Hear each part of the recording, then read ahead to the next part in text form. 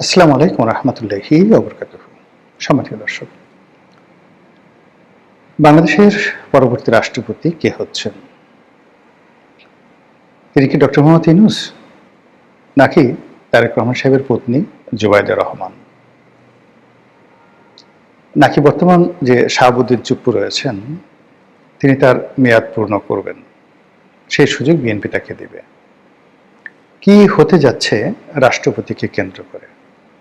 কারণ হলো, যেভাবে জুলাই সনদ হয়েছে, যেভাবে আন্দোলন হয়েছে, যেভাবে নির্বাচন হয়েছে, যেভাবে নির্বাচনে ইঞ্জিনিয়ারিং এর কথা বলা হচ্ছে, যেভাবে সমঝোতার নির্বাচন হয়েছে, সমঝোতার ফলাফল হয়েছে, এই কথাগুলো এখন এনসিপির নেতারা, জামাতের নেতারা প্রকাশ্যে বলছে।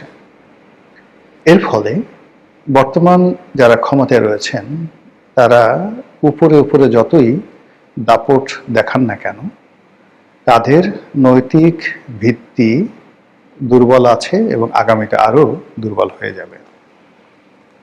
আমার যতটুকু মনোবিজ্ঞানের উপর পড়াশোনা আছে, সেই পড়াশোনা দিয়ে আমি ক্ষমতাধর লোকদের চোখের দিকে তাকিয়েছি, তাদের অঙ্গভঙ্গি বোঝার চেষ্টা করেছি। সত্যিকার অর্থে প্রতিযোগিতা করে বিজয়ী হওয়ার মধ্যে যে আনন্দ, সে আনন্দ আমি তাদের মধ্যে দেখিনি।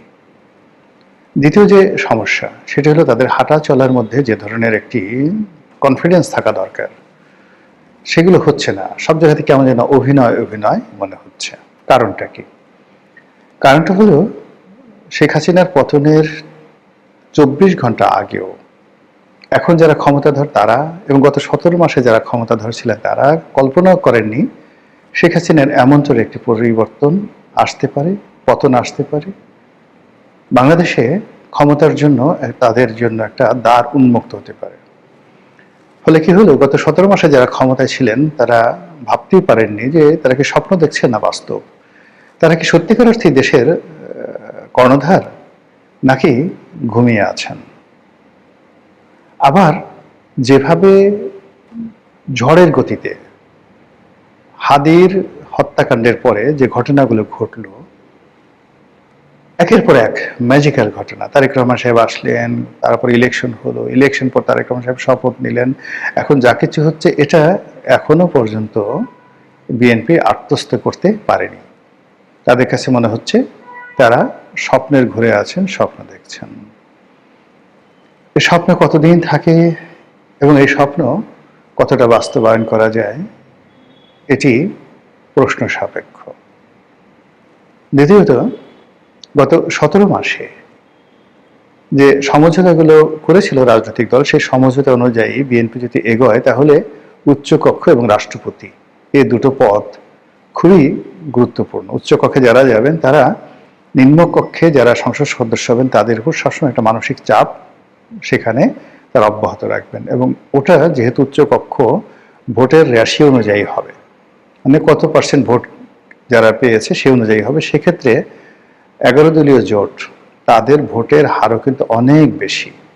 অর্থাৎ বিএনপি সম্ভবত 51% আর ওরা 43%, জামাত তো অল্প 7% ভোটের এদিক ওদিক। ফলে উচ্চকক্ষে যদি 100টি আসন থাকে, সেই 100টি আসনের বেশিরভাগ আসন কিন্তু 11 দলীয় জোট তাদের নিয়ন্ত্রণে থাকবে।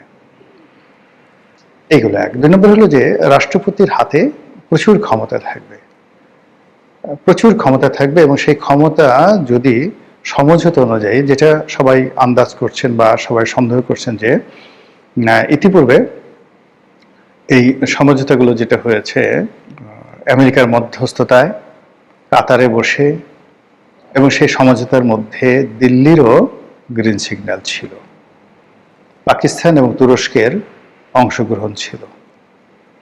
কাতারে যে খলিলুর রহমান সাহেব বারবার গেছেন না বৈঠক করতে, এ সকল কথা বাতাসে ভেসে বেড়াচ্ছে। তাই যদি হয়, তাহলে ডক্টর মোহাম্মদ ইউনূসকে রাষ্ট্রপতি নিয়োগ করতে হবে। আর ডক্টর মোহাম্মদ ইউনূস যদি রাষ্ট্রপতি হন, তাহলে এই যে খলিলুর রহমান সাহেব ক্যাবিনেটে আছে, এর সঙ্গে আদিলুর রহমান আসতে পারেন, রেজওয়ানা আসতে পারেন, এমনকি আসিফ নজরুলও আসতে পারেন। অবাক করা বিষয় না। এমনকি ফজলুল কবির সাহেব আসতে পারেন, এমনকি নূরজাহান বেগম অথবা লামিয়া মোর্শেদ। তারাও সরকারি দায়িত্বে ফিরতে পারেন। ফলে সরকার একটা হযবরল অবস্থার মধ্যে পড়বে এবং যেই মুহূর্তে ডক্টর মোহাম্মদ ইউনূস রাষ্ট্রপতি হবেন, আপনি এনসিপিকে, নাসিরউদ্দিন পাটোয়ারিকে, সার্জিসকে, হাসনাতকে আগের সেই রাজুতি আয়, অর্থাৎ 2024 সনের সেপ্টেম্বর অক্টোবর মাসে তাদের যে দাপট ছিল, ঠিক ওইরকম অবস্থা আপনি তাদেরকে দেখতে পাবেন। আর জামাতের যে আমির, তিনি আমিরুল মুমিনিন হয়ে পড়বেন। সঙ্গে সঙ্গে সমস্ত ব্যবসায়ীরা তার কাছে যাবে, তার দরবারে যাবে এবং তিনি বিরোধী দলের নেতা হওয়ার সত্ত্বেও সমস্ত রাষ্ট্রের কৌশলগত দিকগুলো তার কথা মতো চলবে। তো বোঝার চেষ্টা করুন যে ডক্টর মোহাম্মদ ইউনূসের ক্ষমতা গ্রহণ এবং রাষ্ট্রপতি পদে আসীন, এটার সঙ্গে বিএনপির তকদির কিভাবে নির্ভর করছে। অন্যদিকে যদি ডক্টর মোহাম্মদ ইউনূসের সঙ্গে কোনো সমঝোতা না হয়ে থাকে, অথবা ডক্টর মোহাম্মদ ইউনূস সেই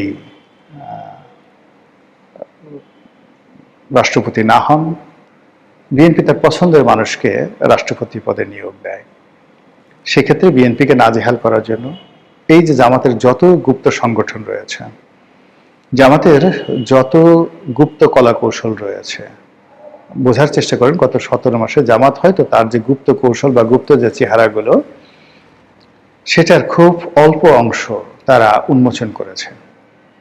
বিএনপির অনেক লোক টকশোতে এসে, বুদ্ধিজীবী প্রকাশ্য টকশোতে বলেছেন যে এখনো বিএনপির কেন্দ্রীয় পর্যায়ে যারা শীর্ষ নীতি নির্ধারণী, তার 20% জামাতের লোক।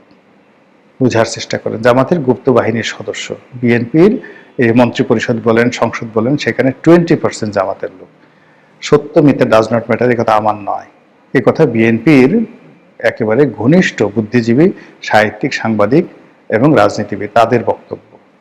তাই যদি হয়, তাহলে প্রতিটি মুহূর্তে যে প্রাসাদ ষড়যন্ত্র হবে এবং প্রতিটি মুহূর্তে যেভাবে মানে বিপদ বিপত্তিতে থাকবে তারেক রহমান সাহেব, তার পক্ষে স্বস্তিতে কাজ করা সম্ভব হবে না। অন্যদিকে এরকম একটা পরিস্থিতিতে জামাত এবং আওয়ামী লীগের মধ্যে কৌশলগত সম্পর্ক স্থাপন হয়ে যাবে নিশ্চিত।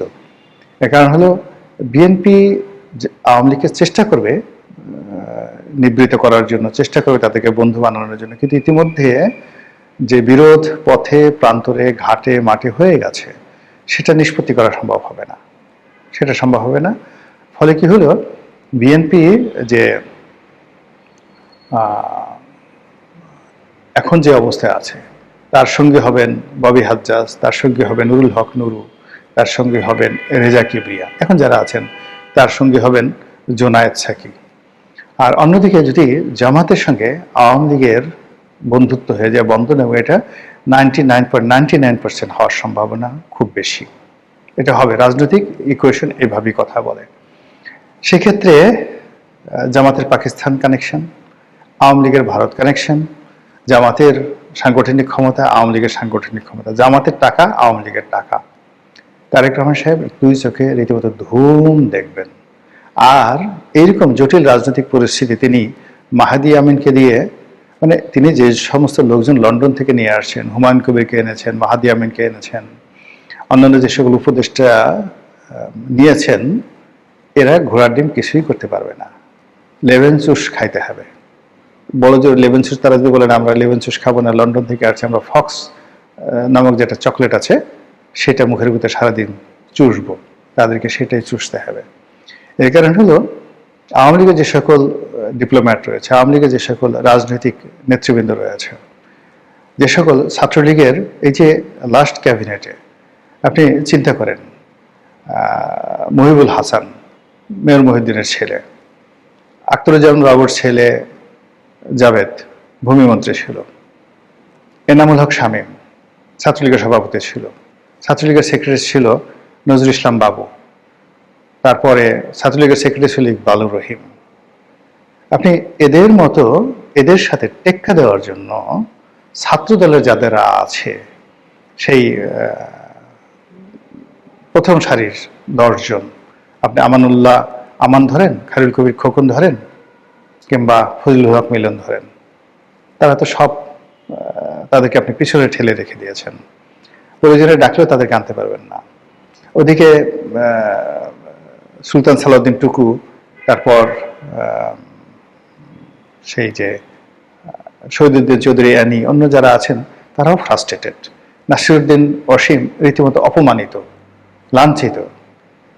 ফলে কি হলো, এই যে লন্ডন পার্টি, যারা বিএনপির লন্ডন পার্টি, সেই লন্ডন পার্টির মধ্যে যাদেরকে তিনি লন্ডন থেকে এনে এখানে এস্টাবলিশ করেছেন, তারা আবার লন্ডনে গিয়ে গালাগালি করতে পারবেন, ওখানে গিয়ে আর একটা সিন্ডিকেট করতে পারবেন। কিন্তু বাংলাদেশের রাজনীতিতে মাঠে ময়দানে জামাত এবং বিএনপির সাথে টেক্কা দেওয়ার মতো বিএনপির যে শক্তি, সেই শক্তিটা ইনঅ্যাক্টিভ করা আছে এবং আগামীতে এগুলোকে অ্যাক্টিভেট করা সম্ভব নয়।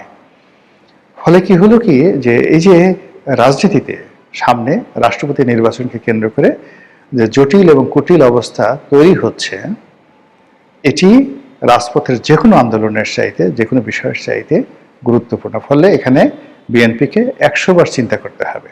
এই একটি পদে তাদের যে নিয়োগের মাধ্যমে তারা যে আসলে কি করতে যাচ্ছে সেটা এখনো তারা বুঝতে পারছে না। তো জুবাইদুর রহমানের কথা অনেকে বলছেন, তারপর ডক্টর ইউনূসের কথা বলছেন, বিএনপির একসময় মির্জা ফখরুল সাহেবের কথা বলা হতো, এখন বলা হচ্ছে কিনা আমি জানি না। এর মধ্যে আবার কেউ কেউ শাহাবুদ্দিন চুপ্পুর কথাও বলছেন যে চুপ্পু সাহেবকে যদি নির্দিষ্ট জায়গায় রাখা যায়, যেহেতু সে আওয়ামী লীগের লোক এবং অনুগত, সাহসী, বুদ্ধিমান, কৌশলী, তাকে দিয়ে যত কাজ তারেক রহমান সাহেব করাতে পারবেন, এটা উনি হয়তো জুবাইদুর রহমানকে দিয়ে করাতে পারবেন না। তো সেই অর্থে জাস্ট একটা রাবার স্ট্যাম্প জাতীয় যদি কিছু তৈরি করতে চায় বা রাখতে চায় কাউকে, তাহলে Shahabuddin Chuppu might be the best choice for them.